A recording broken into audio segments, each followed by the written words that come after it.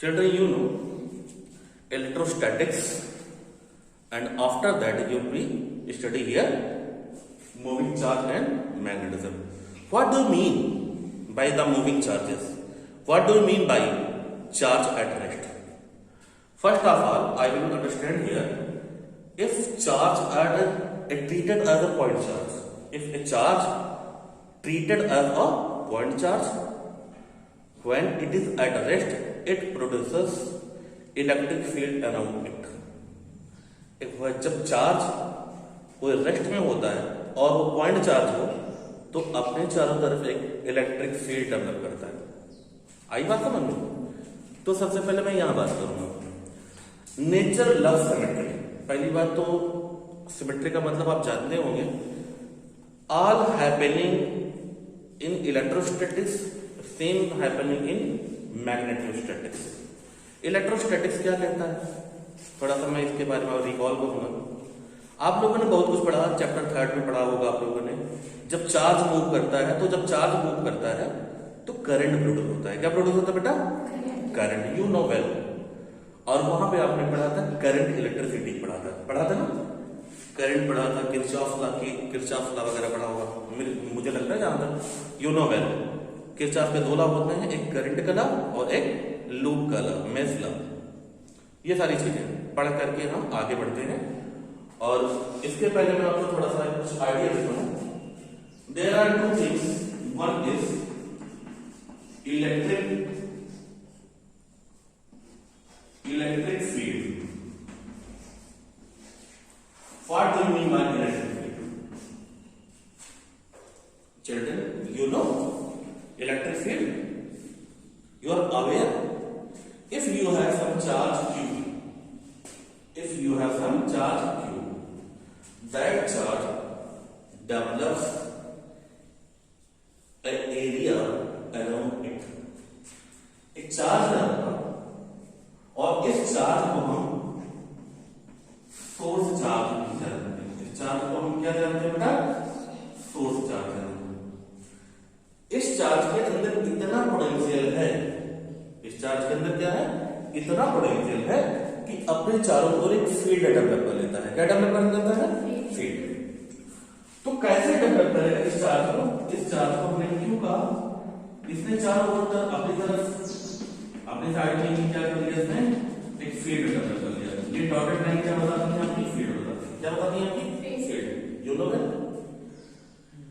if we put attached charge here, that is q naught, this is very small, then that charge will be repelled to that charge, that is source charge, that is test charge। इसका मतलब क्या है? अगर ये charge negative होता, इसको attract करता, ये चार्ज अगर पॉजिटिव है तो इसको रिपेल करेगा। यू नो बेटा कि E means, you know what is E? E for intensity of electric field. What is E? Intensity of electric field.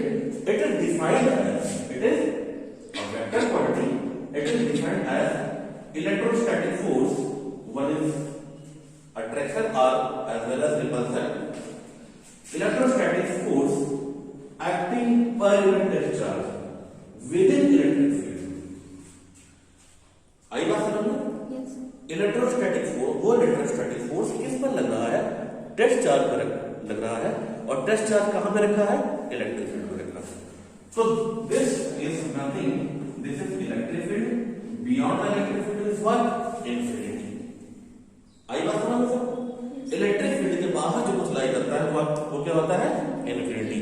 क्या वहां पे फोर्स लगता है? तो वहां पे लगने वाला जो इलेक्ट्रोस्टैटिक फोर्स है वो बेटा होता है 0। क्या वहां पे कोई फोर्स लगता है? वहां कोई फोर्स नहीं लगता है। ना तो वो वहां पे कोई चार्ज अट्रैक्शन को फील करता है और ना ही रिपल्सन को फील करता है। Then recording that things I will move our topic magnetism. First of all children, I will do one thing. आपको मैं बताना चाहूंगा कि जो मैग्नेटिज्म है, पहले जानते थे यानी कि सबसे पहले सारे फिजिक्स यानी जो भी फिजिक्स टीचर हैं या फिजिक्स के फील्ड में काम करने वाले सबको पता था इलेक्ट्रिसिटी के बारे में। और कहीं ना कहीं मैग्नेटिज्म के यानी मैग्नेट के भी बारे में। लेकिन क्या इसको इसके साथ कोरिलेट किया जा सकता है? क्या हम इलेक्ट्रिसिटी की वजह से हम उसका इफेक्ट मैग्नेटिक फील्ड में हम देख सकते हैं? तो यहाँ पे हम सिंपल आइडिया आपको देते हुए चलते हैं कि सबसे पहले आप मैग्नेट हो जाओ, ठीक है? तो मैग्नेट से शुरू करता हूं मैं और छोटा छोटा कुछ पॉइंट दे करके मैं आगे बढ़ता हूं। तो सबसे पहले मैं यहां पे बात करूंगा मैग्नेट। What is magnet? सबसे पहले मैग्नेट क्या होता है? Children, you are aware from some magnet, you have also studied in the class 10। आप लोगों ने क्लास 10 में पढ़ा होगा, देखा भी होगा कुछ मैग्नेट के बारे में। देखा है? 10 में पढ़ा था कि नहीं पढ़ा था? कुछ मैग्नेट बारे में जानकारी है? तो चलो सबसे पहले आप इसका नोट्स बना ले रहा हो। तो मैग्नेट एक सब्सटेंस है, लिथियम है। तो मेरे ख्याल से आप लोग लिथियम भी चलेंगे और फिर समझते हुए भी चलेंगे। The substance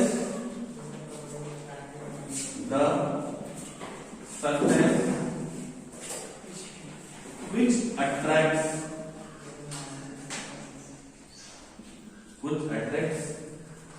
simple iron, nickel, cobalt. एक ऐसा सब्सटेंस जो आयरन और निकिल और कोबाल्ट इन चीजों को अपनी तरफ क्या करता है? अट्रैक्ट करता है, रिपल्सिंग करता है। क्या करता है? अट्रैक्ट करता है। तो इन्हें क्या बोलते हैं? मैग्नेट। सिंपल समझेंगे, हमें बहुत ज्यादा इसको ब्रीफ में नहीं जाएंगे। तो चिल्ड्रन, हियर मैग्नेट के कुछ टाइप होते हैं। यस, मैग्नेट कुछ टाइप होते होंगे। सबसे पहले मैग्नेट के बारे में जानना बहुत जरूरी है। यू नो, आप लोगों ने पढ़ा होगा कि ग्रीस एक जगह है, यानी कि इंडिया, मतलब इंडिया में नहीं है वो, जैसे इंडिया में यूपी है और यूपी में अपना कोई डिस्ट्रिक्ट है और डिस्ट्रिक्ट में कोई टाउन या कोई विलेज है। उस तरह से ग्रीस, जिसे यूनान कहा जाता था पुराने टाइम में, वहां पर एक जगह है एशिया माइनर। क्या है? Asia minor. और एशिया माइनर में एक इंसिडेंट यानी एक इवेंट हैपन हुआ, एक ऐसी हैपन हुआ। और आप जानते हैं कि माइग्रेस नाम का चरवाहा, उसने कुछ देखा ऐसा कि कुछ रॉक्स थी, कुछ चट्टाने थी और उनके पास कुछ ऐसी एनर्जी थी कि वो ऐसे लोहे की चीजों को अट्रैक्ट कर लेते थे। इसलिए, और वहां की जगह का नाम मैग्नीशिया भी था। क्या नाम था? मैग्नीशिया। तो हम कहेंगे कि जो मैग्नेट है, हिंदी में उसको चुंबक कहते हैं। आप लोगों ने देखा होगा बहुत सारी चीजों पर जो मैग्नेट है, आप लोगों ने बहुत बच्चों को देखा होगा, काले काले मैग्नेट लेते देखते हैं, आप गाँव में देखते होंगे। तो वो कैसे हैं, वो किस तरह के होते हैं, वो मैग्नेट बने कैसे, उनको बनाया कैसे गया? तो क्या पहले मिलता था ऐसा मैग्नेट? क्या पुराने टाइम में मैग्नेट की जरूरत पड़ती थी? हाँ, मैग्नेट की जरूरत पड़ती थी। आप लोगों ने बहुत सारे सीरियल स्टोरी देखी होंगी कि पुराने जमाने में जो हमारे पास जो नाविक होते थे, सेलर्स होते थे, जब वो समुद्री यात्राएं करते थे, यूगर्स कहते हैं उन्हें, तो उन्हें क्या डायरेक्शन की जरूरत पड़ती थी? हाँ, डायरेक्शन की जरूरत पड़ती थी। और वो एक स्पेशल टाइप का स्टोन रखते थे और वो स्टोन को ऐसे सस्पेंड करते थे, तो वो नॉर्थ और साउथ डायरेक्शन में रुकता था। तो ये सारी चीजें जान करके हम, लेकिन उस टाइम में इतनी ज्यादा हमारी टेक्नोलॉजी डेवलप नहीं हुई थी कि हम उनको कुछ और भी बना सके, कुछ और भी कर सके। तो आज के टाइम में हमारे पास जितने भी चीजें हैं वो सब मैग्नेट से हैं। जो हम वीडियो जहां पर रिकॉर्डिंग कर रहे हैं, तो कहीं ना कहीं यहाँ मैग्नेट की बात है। और अगर हमारे पास ये मोबाइल फोन में जो बात कर रहे हैं, तो वो ईएम वेव्स होती है, यानी इलेक्ट्रिक फील्ड और मैग्नेटिक फील्ड के कंपैरिजन से जो वेव बनती है उसे हम ईएम वेव कहते हैं। और ईएम वेव वाली लाइट नहीं है। तो चलते हैं थोड़ा मैग्नेट की तरफ। और हमारे पास मैग्नेट 2 टाइप का होता है। तो ये मैग्नेट हमारे पास 2 टाइप्स का होता है। One is the natural magnet, one is the natural magnet,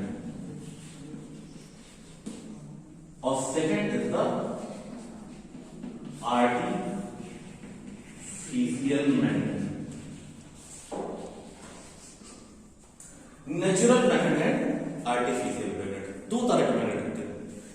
natural magnet के बारे में क्या हो सकता है, कहां पे? तो ये होता है, this is the field exists in nature।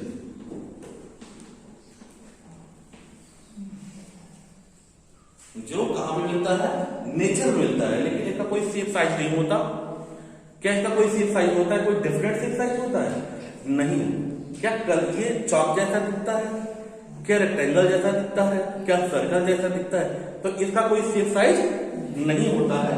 तो अब हम यहाँ पर बात करेंगे, यहाँ पे जब नेचुरल मैग्नेट की बात करेंगे, और आर्टिफिशियल मैग्नेट जो होते हैं जिनको आप इलेक्ट्रिक बल्ब में यूज करते हैं, डायफ्राम में यूज करते हैं, म्यूजिकल इंस्ट्रूमेंट में यूज करते हैं, ठीक है। और अगर आप वीडियो बना रहे होते तो पहले के बाद वीडियो कैसेट हुआ करती थी और उनके ऊपर मैग्नेटिक टेप। आज के टाइम में जो हमारी एक कहने का मतलब जो मेडिकल सिस्टम है, जिसमें हम MRI की बात करते हैं। What is MRI?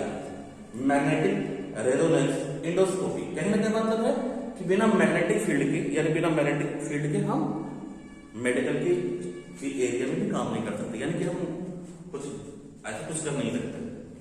एक्सरे तो हम जानते थे, लेकिन चलो नहीं है, तो थोड़ा सा नेचुरल मैग्नेट के बारे में। और ये कहाँ पे डिजाइन किया जाता है, और ये डिजाइन किया जाता है DESIGN, इसे डिजाइन बोला जाता है, डिजाइन इन लैब। कहने का मतलब इंडस्ट्रियल लैब में बनाया जाता है। ये कहाँ बनाया जाता है? इंडस्ट्रियल लैब में। तो वन बाय वन हम थोड़ा सा जानते हैं कि जो हमारे पास नेचुरल मैग्नेट होते थे वो कैसे होते थे। लिखते चलो, बहुत फास्ट लिखते चलो आप लोग। और उसके बाद हमारे पास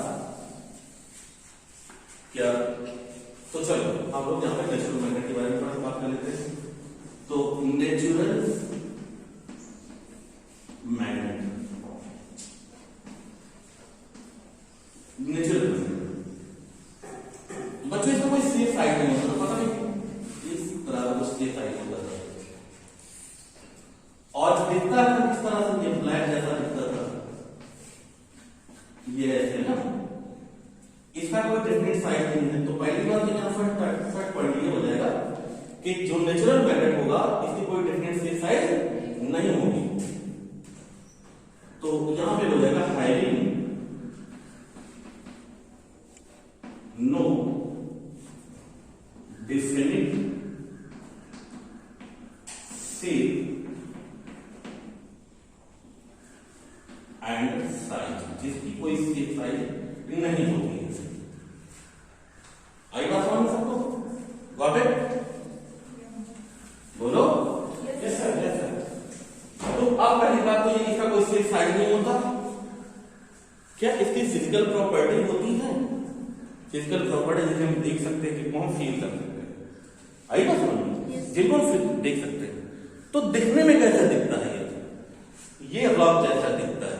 कैसा दिखता है? चट्टान जैसा दिखता है। चट्टानों से पाया जाता है, चट्टान जैसा दिखता है। और चट्टाने किस तरह की दिखता है? ये काली ब्लैक।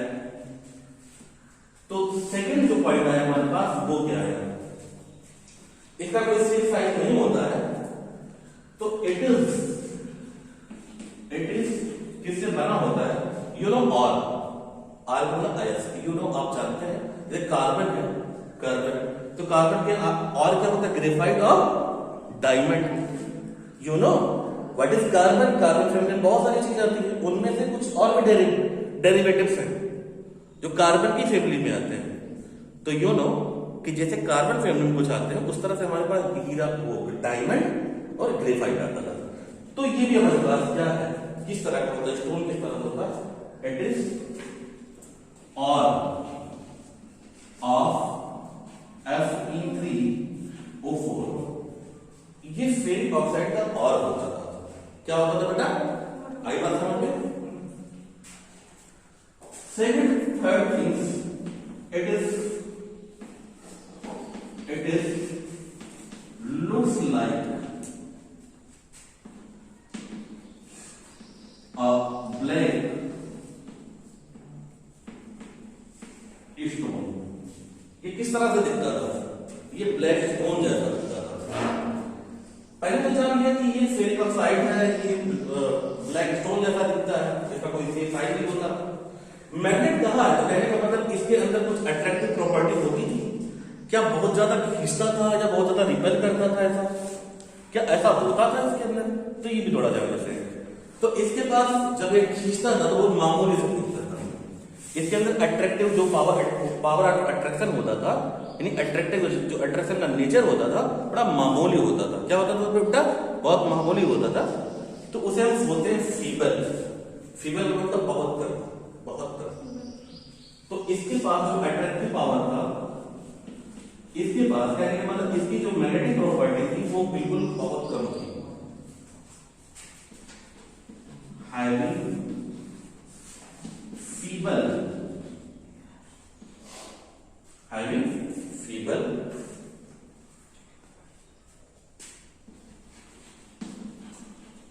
Attractive property. इसके बाद जो अट्रैक्टिव प्रॉपर्टी थी वो थोड़ी सी मामूली थी।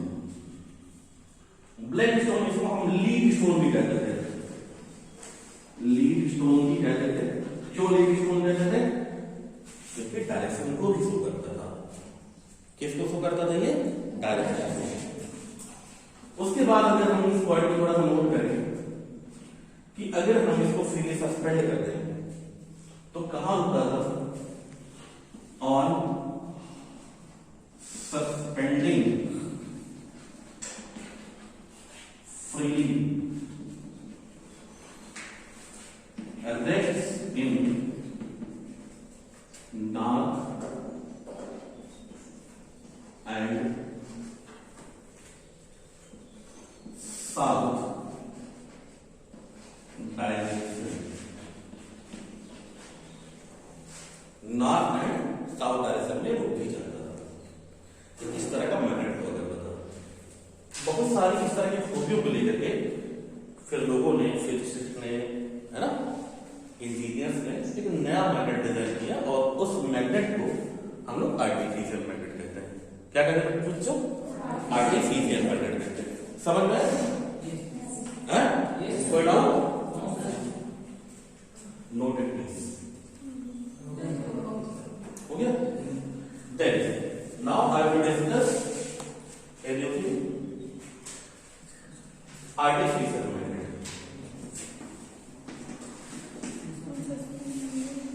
Artificial magnet. आर्टिफिशियल मैग्नेट क्या होता है?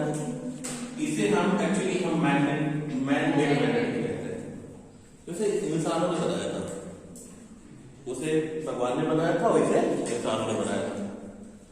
जब इंसान बनाता है तो बहुत सारी डिजाइनें सोच के रखता होगा, कुछ सोचा होगा उसने। तो आर्टिफिशियल मैग्नेट सबसे पहले मैं आपको बताऊंगा ज्यादा प्रैक्टिकल पर्पस से। First one is the bar magnet. ये होता है आपका बार मैग्नेट। क्या होता है? Bar magnet. One by one इसको पहले नोट करते हैं, उसके बाद इसको सीखते हैं। सेकंड आपको मिलेगा, इसका नाम है हार्स सू मैग्नेट। और थर्ड इसको हम मैग्नेटिक नीडल भी कहते हैं। एक नई चीज है, इसको हम कंपास भी कहते हैं, मैग्नेटिक नीडल, जिसको हम यहाँ पे कंपास भी कहते हैं। Got it? I hope that you will got it. तो इसको थोड़ा सा रफ कर देता हूं। First one is what? Bar magnet. Bar magnet is the cylindrical shape और रेक्टेंगुलर शेप। जो बार मैग्नेट होता है वो किस शेप का होता है? या तो सिलिंड्रिकल शेप का होता है या तो रेक्टेंगुलर शेप का होता है। तो सबसे पहले first is bar magnet. Bar magnet, what is the bar magnet? समझ आ रहा है सारी चीजें? बार मैग्नेट या तो आपका, या तो ये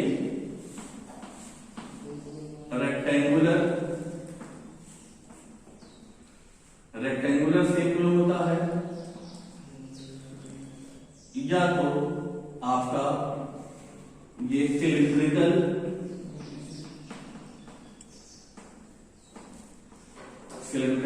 शेप में होता है।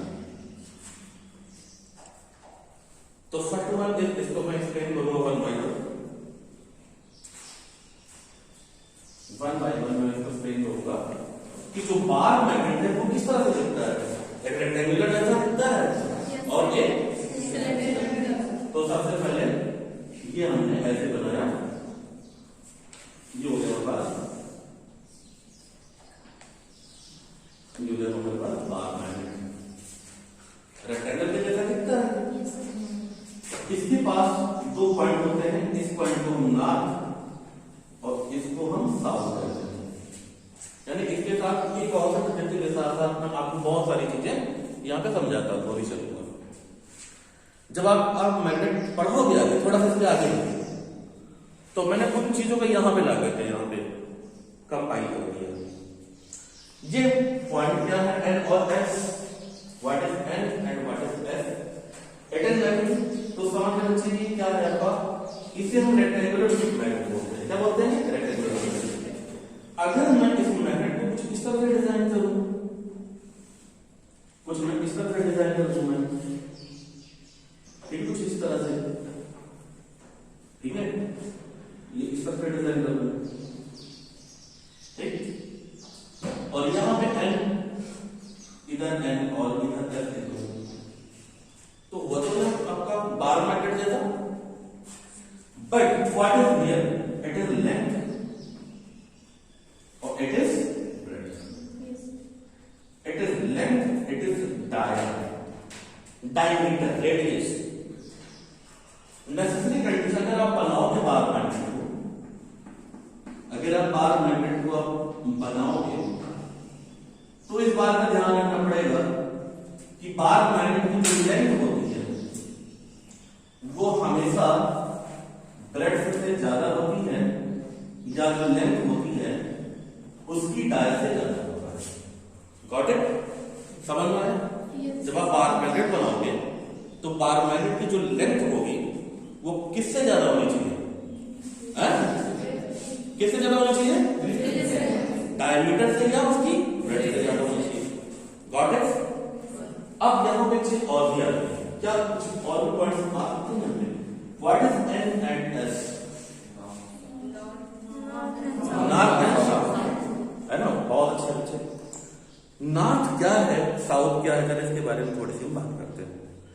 It is nothing, it is a place where property यानी अट्रैक्शन की प्रॉपर्टी या रिपल्सन की प्रॉपर्टी यहां पे मैक्सिमम होता है। तो ध्यान दो, वो पॉइंट या वो प्लेस, इन्हें हम पोल कहते हैं, नॉर्थ पोल, साउथ पोल, क्योंकि अपनी अर्थ भी अपनी मैग्नेट है। और हम आगे भी पढ़ेंगे, क्योंकि अपनी एनसीईआरटी के जो है कुछ चीजें, तो उसमें से 30% जो पार्ट है कट कर दिया जाए, लेकिन कुछ चीजें हमें यहाँ पढ़ना अर्थ मैग्नेटिज्म, यानी अर्थ का जो बिहेवियर है वो मैग्नेट जैसा है। आगे हम लोग पढ़ेंगे, लेकिन इसको पढ़ते हुए हम इस बात को बताएंगे आपको कि जो एन और एस है वो क्या है, तो उसे हम पोल कहते हैं। लेकिन जरूरी हो जाता है कि what is the pole? Pole are the points on, कहां पे लाई, कहां पे करते हैं? मैग्नेट के अंदर, जहां पे अट्रैक्शन या रिपल्सन की प्रॉपर्टी मैक्सिमम होती है ना? तो यहां पर एन और S, N and S are poles. N और एस क्या है? पोल्स होते हैं, जहां पे अट्रैक्शन या रिपल्सन क्या होता है? मैक्सिमम होता है। तो इस पॉइंट को हम और इस पॉइंट को हम पोल कहते हैं। सर वहां पे सर पोल्स पे अट्रैक्शन एंड रिपल्सन ज्यादा क्यों होता है? ये तो बताना चाहते हैं। ये पॉइंट आपका बड़ा अच्छा है, और इसको बताते हुए ये सारे, मतलब सब question arise in your mind, but मैं सारे क्वेश्चन का आंसर यहाँ देता हुआ भी चलूंगा।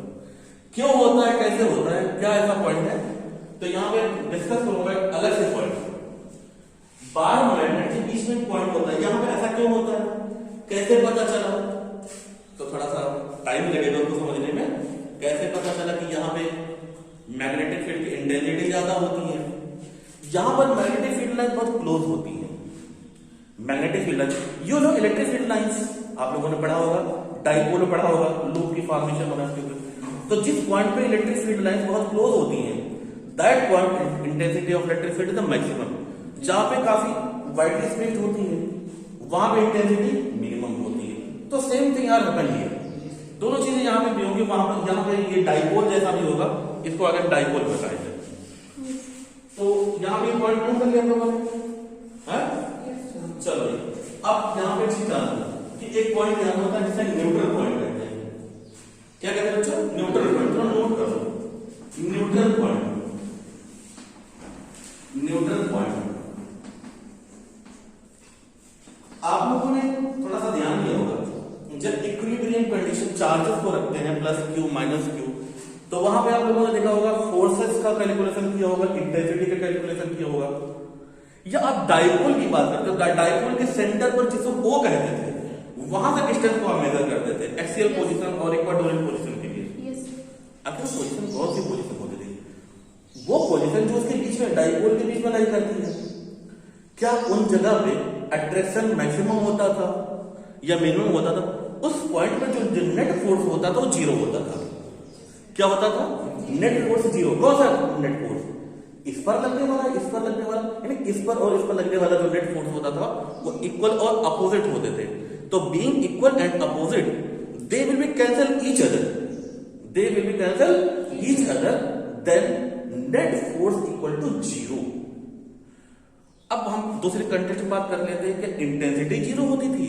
हाँ, फोर्स पर यूनिट चार्ज जिसे हम इंटेंसिटी कहते हैं, force per unit discharge divide कर लो, क्या आ जाती है? इंटेंसिटी। ये सेम थिंग है कि न्यूट्रल पॉइंट ऐसे पॉइंट होते हैं जहां पर इंटेंसिटी या फोर्स जो नेट फोर्स होता है वो जीरो होता है। तो मैं यहां पे शॉर्टकट में लिखता हूं, यहां पर F net, net magnetic force, net magnetic force, जो नेट मैग्नेटिक फोर्स होता है वो क्या होता है? जीरो। बस ओके। ये लाई कहां करता है? चलो देख लेते हैं। क्या ये लाई करता होगा? हाँ, ये यहां पे लाई करता है। इस पॉइंट को हम कहते हैं, इस पॉइंट को हम न्यूट्रल पॉइंट कहते हैं। इस पॉइंट को हम कौन सा पॉइंट बोलते हैं? Neutral point.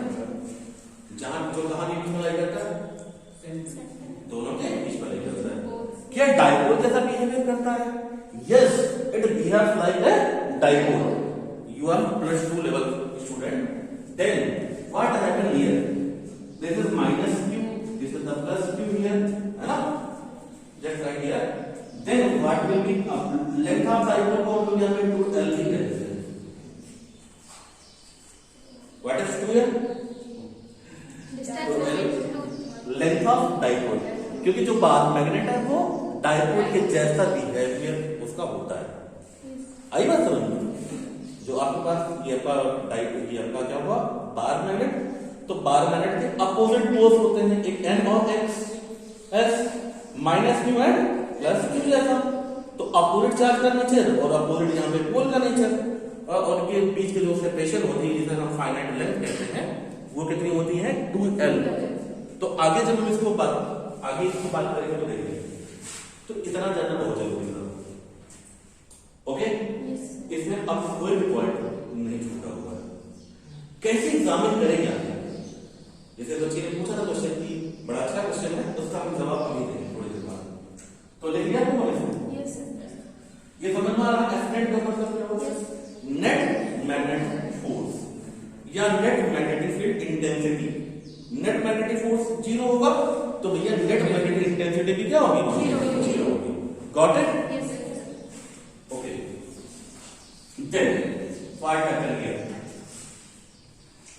तो यहाँ पे बार मैग्नेट्स के बारे में हमने यहाँ पे कह दिया, सिलेंड्रिकल शेप में होता है और रेक्टेंगुलर शेप में होता है। इसके हमने जो मेन की पॉइंट्स हैं उसको मैंने यहाँ पे डिस्कस किया। ओके, इतना समझ में आ गया? न्यूट्रल पॉइंट क्या होते हैं, पोल्स क्या होते हैं, ये चीजें। और पोल्स के बीच की जो सेपरेशन होती है 2l कहते हैं। It is length of dipole, it is length of dipole. और वो जो l लिखा था मैंने वो नेचुरल लेंथ है ना? वो क्या थी हमारी? Natural length. अब बार मैग्नेट सेकंड हम बात करेंगे हार्सशू मैग्नेट। हार्सशू मैग्नेट जो पुराने टाइम में इलेक्ट्रिक बेल हुआ करती थी, इलेक्ट्रिक बेल हम यहाँ पे स्विच ऑन कर देते थे जाकर के। अब तो डिफरेंट टाइप की आती है। जो क्लासिकल इलेक्ट्रिक बेल हुआ करती थी वहां पर मैग्नेट यूज होता था। क्या ये टेप रिकॉर्डर में यूज होता था या लाउड स्पीकर में यूज होता? हाँ, वहां भी होता था। इसको हम इलेक्ट्रोमैग्नेट की तरह भी जानते हैं, जो बताएंगे इसको। आप लोगों ने क्लास टेस्ट में इलेक्ट्रोमैग्नेट जैसा पढ़ा होगा। तो इसको हम यू शेप मैग्नेट कहते हैं। ये ऐसे बनता है, ठीक है, ये ऐसे बनता है बेटा।